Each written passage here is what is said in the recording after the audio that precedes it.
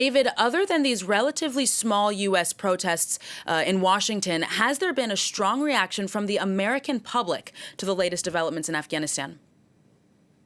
Certainly, if you look at Twitter, you would say so. Everyone's got an opinion, but of course, Twitter is not real life. And opinion polls suggest strong backing for Joe Biden's decision. Indeed, when Donald Trump was president, he wanted troops out. That had public support.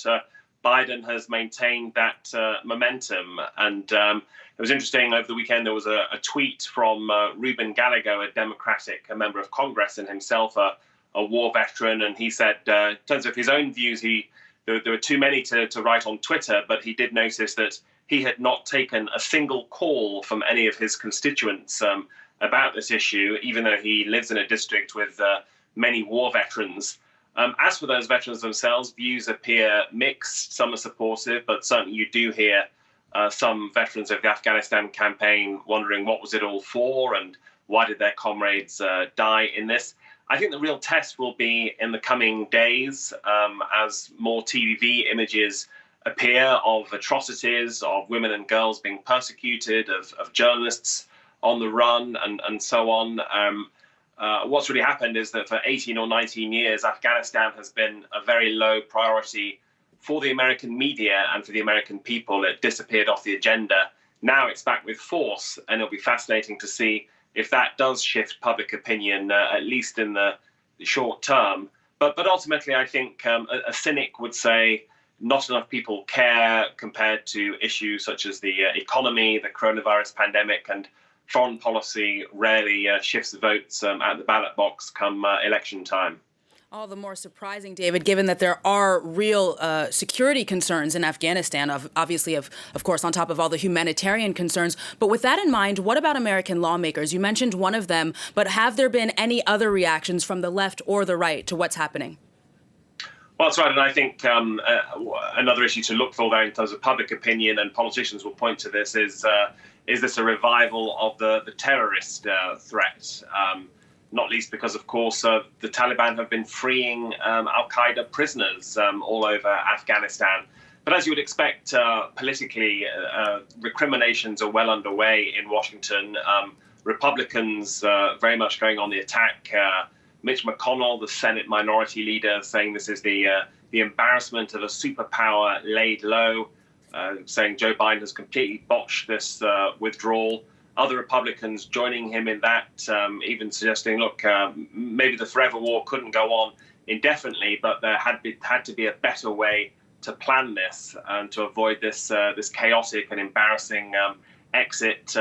Notably, one Republican senator who's a critic of Donald Trump, Ben Sasse of Nebraska, described it as the Trump-Biden doctrine, one of weakness, one of saying that we're going to get out, when he and others would argue that actually a stalemate had been achieved where the U.S.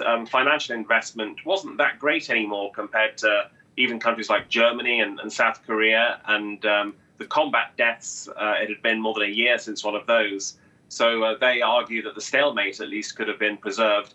But of course, there are some Democrats rallying to Joe Biden's defense. Senator Chris Murphy saying the foreign policy establishment in Washington might not like the way this has played out, but frankly, America just can't afford these kind of engagements anymore, especially with foreign policy priorities shifting to the likes of China and Russia.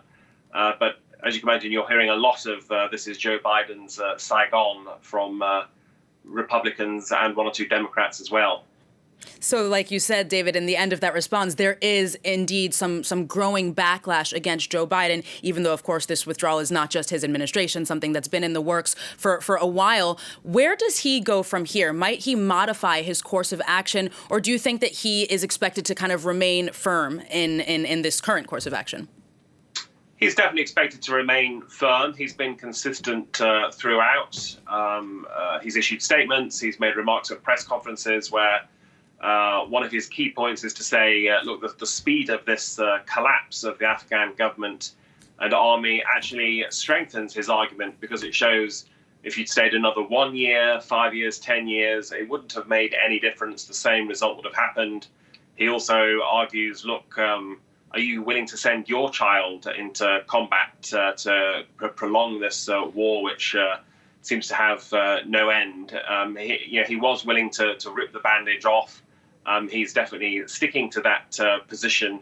But some are saying he's being a little too cold and callous about it, particularly in reference to all those Afghans, interpreters, people who worked for NGOs and the media.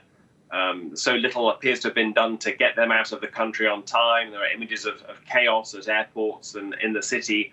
It's ironic for a president who's steeped in foreign policy experience and renowned for his empathy. And on Monday, his schedule, he's holed up at Camp David, no public appearances planned, no press briefing. I think he'll come under growing pressure to at least appear in public and make some kind of statement about this.